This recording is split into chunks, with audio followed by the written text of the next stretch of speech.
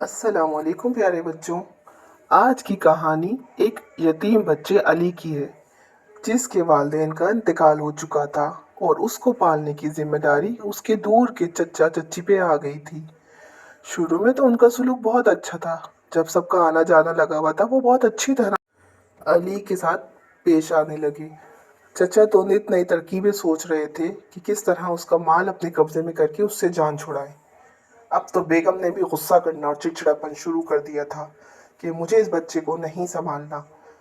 दिन ब दिन उसकी हालत बदतर होने लगी थी। ना उसके कपड़ों का होश था, ना स्कूल भेजते थे। हर वक्त डांट फटकार और गुस्सा।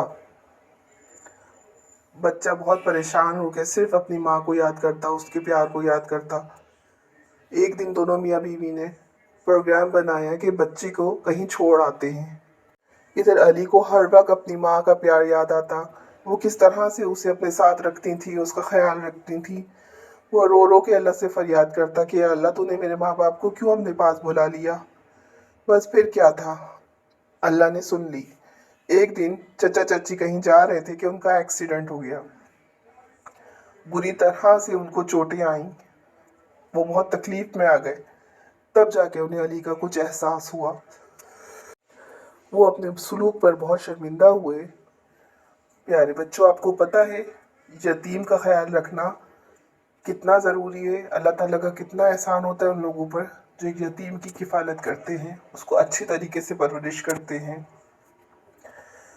जिस घर में यतीम पलता है, उस घर में अल्लाह का इनाम नाजिल होता है। अगर अपने रिश्तेदारों में से किसी यतीम की किफ़ालत हमारे ज़िम्मे आ ही जाती है, तो हमारा फ़र्ज़ है कि हम उसके साथ अच्छा सलूक करें।